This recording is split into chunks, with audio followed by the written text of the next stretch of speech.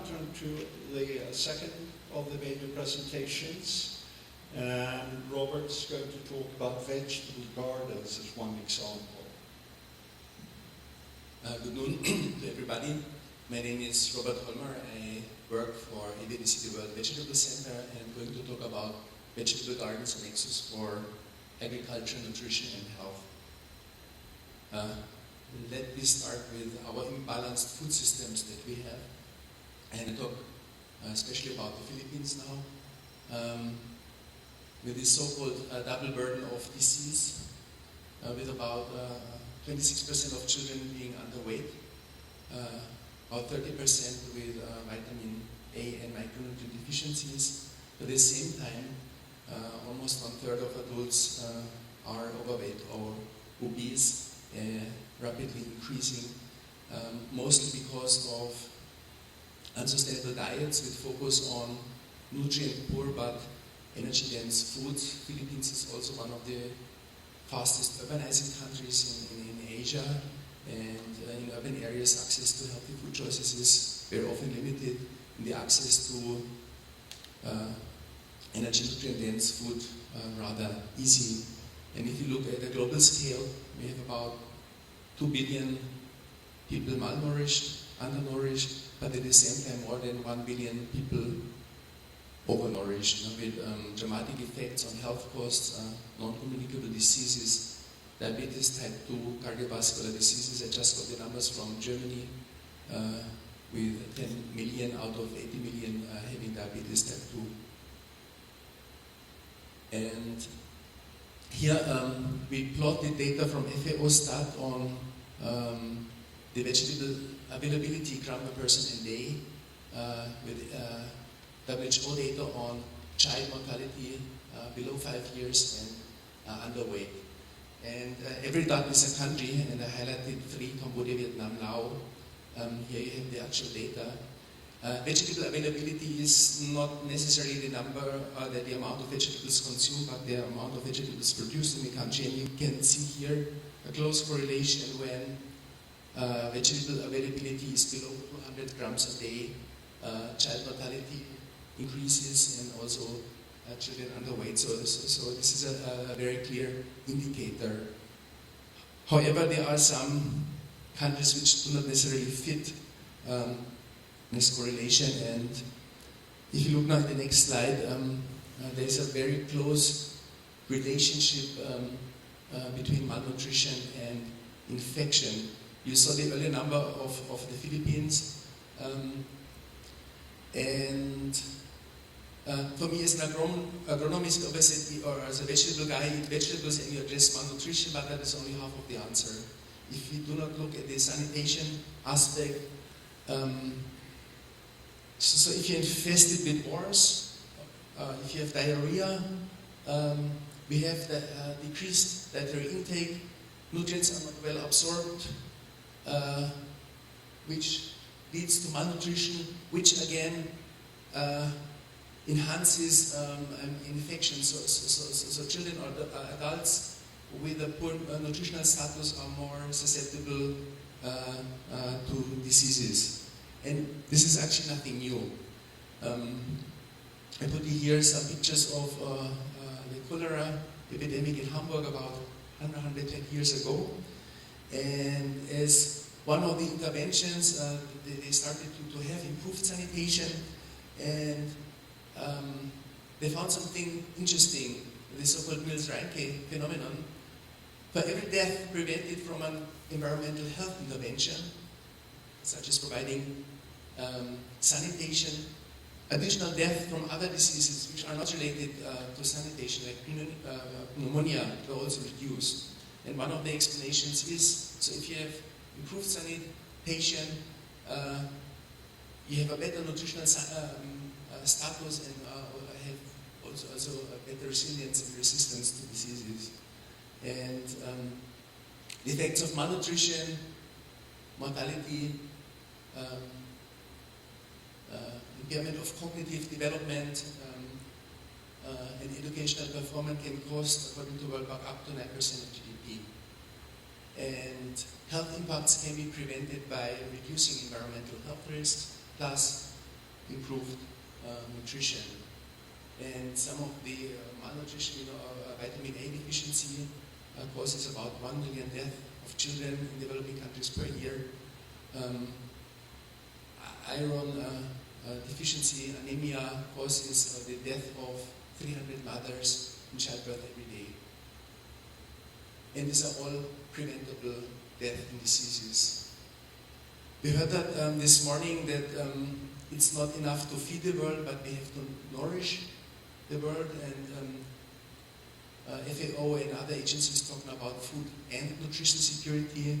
And DFID came out with a quite nice definition of food security: secure access to appropriately nutritious food coupled with a sanitary environment, adequate health services and care to ensure healthy and active life for all household members.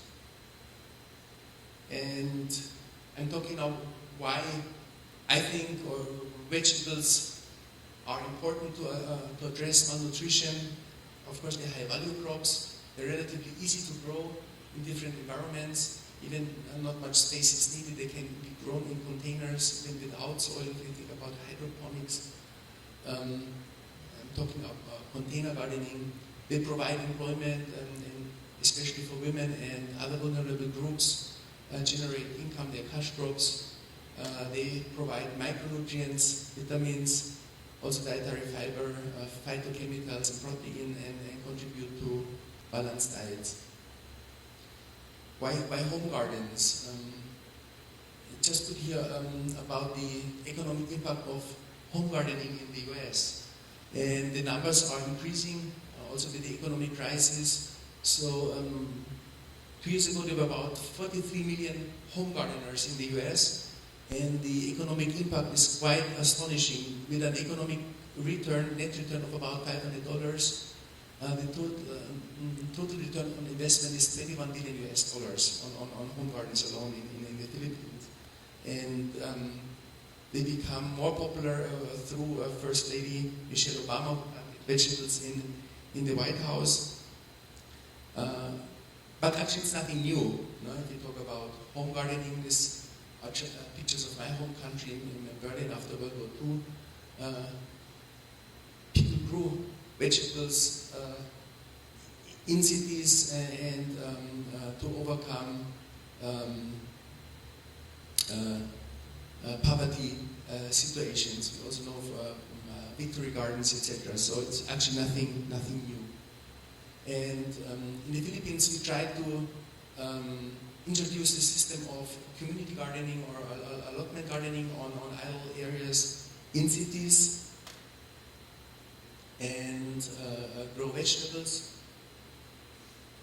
And we used the so-called asset-based community development approach, which is a rather positive approach, not a problem-based one, but so we talk to communities, what are their assets in the community, like empty land, etc. And among this is also waste. Waste is just a misplaced resource, and with the proper technology, it becomes a valuable resource. And among this also human waste. I have to admit, we started the allotment gardens without thinking about toilets. And in one of our group discussions, the gardeners approached me and said, "Robert, we would like to have toilets." And I did not know there's something like EcoSan. And then luckily we connected up to our friends in Sweden, and our staff were trained. And I have to admit, this was 2004, I was not really convinced. And we started to collect urine in pails, but the response of the crops was so tremendous that we started to further invest also in these UDPTs. And basically this is the productive or ecological sanitation approach. The food is consumed, goes to the toilet. We have to destroy the pathogens to make it a safe product to be reused in agriculture, and such closed nutrient cycles, especially nutrient cycles in our project in cities. Every year, each of us, every person, produces 500 liters of urine and about 50 kilogram of feces, and we use each of us about 10,000 liters of water just to flush it away. And this is a huge waste of a scarce resource. And it's very often drinking water and be polluted with our excrements. And then it's very costly to clean it. And in developing countries, basically more than 90% goes untreated into our water bodies. And these are just numbers, how much nitrogen, phosphorus, and potassium are excreted per year in person. And of course, the values vary, depends on the diet, if you're a big person or a small one. And but these numbers do not tell anything to the farmer, so we try to convert the lower value, which you see here, into fertilizer equivalents. So there's a complete urea and muriate of potash, and you see it's about 10 kilograms of fertilizer per person, and we got the market price, and this is about $8. The same number you had, now you had $80 for 9 person, and it's about $8 per person in year of fertilizer value. And again, this sounds small, but in the Philippines, it's about, if you convert it, 600 million euro fertilizer equivalent per year that goes, it gets really wasted in water bodies and causes a lot of health and environmental problems. These are just how urine diversion toilet works. You have a toilet that segregates the solid from the liquid part. The feces is covered with ash or sawdust. It does not smell. I used that toilet for 5 years myself. So if you do it properly and maintain it clean, it works very well. The urine is collected separately in a container. This is how it looks like. We tried also to make some low-cost systems, like using water containers as urinals. These are the 2 compartments. Through a drop hole, the feces is stored in a compartment for a year and treated, and the urine for 1 month, and then it can be reused. Similar like what we saw in Niger, urine has to be diluted in water depending on the crop. If it's a small seedling, you have to dilute it pretty high, 1:5 minimum. But if it's already a sturdier crop or less salt sensitive, it can be less. For the feces, the problem are held it over. So after drying, we still vermicomposted it, and vermicomposting is also accepted by US regulation, EPA. So we really got rid of all helmet over. And what you said, I don't know, it's not feces anymore, it's a compost. No? And it's safe. We did that together with our College of Medicine, and we used it. As I mentioned earlier, World Health Organization, UNEP, and FAO, they came up with these guidelines on the safe reuse of excreta and grey water in agriculture.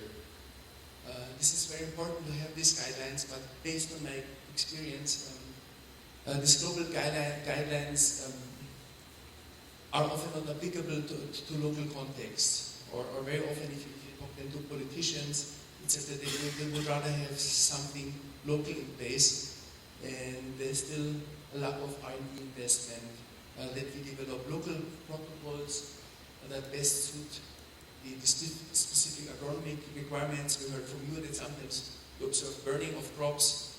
Obviously that is when the urine is not enough. And we also have to consider the socio-economic, cultural and environmental realities of many countries. And we have got this word Nexus, is very popular, but I'm still doubtful if this is just a catchphrase again, or does it mean real commitment. Just very shortly, we also work with school gardens, that is with the allotment garden project connected. And why do we think it's important? Because a school is usually the center of each community. So everybody somehow has a connection to a school. there's an alumni or parent or teacher or neighbor. And it's a place where programs on good health practices can be taught and implemented to achieve behavioral change. And promoting good health and nutrition before and during school is essential for effective growth and development. There are some very good hygiene programs with first school from GSA plus 1, promoting hand washing, deworming, and daily toothbrushing. And the pre-existing infrastructure of schools offers a very cost-effective route of delivering simple health interventions, because you have teachers, you have school nurses and school doctors, so the school system is often more effective than the public health system as such to implement such programs. The new Philippine government, the president issued an administrative order to establish vegetable gardens in all 42,000 public schools in the country. We're helping them, and that will be also complemented by home and community gardens, and especially in rural schools, also with urine diversion toilets. That also includes rainwater catchments, hand washing facilities, etc. And again, school gardens is nothing new. It has been done for many years, and we try to assess success stories and failures. And successful school garden programs cannot be created in isolation, but have to be linked with education and environmental interventions. And we have to have this nexus and synergy between the health, agriculture, and education sector, including also the water sector, but it's indispensable. And the Philippines is one of the countries with the lowest per capita consumption of vegetables. They're less than half of the minimum requirements, but they started a very nice campaign using actors and movie stars and promoting vegetables. Madeleine asked me what this one is. I do not know if we're looking at the guy, but this is a string bean, meter bean. And they also promote, like, this is moringa and indigenous vegetable and bitter gourd. But we should not only promote vegetables, but also sanitation and healthy lifestyles. And this ends my presentation. Thank you very much.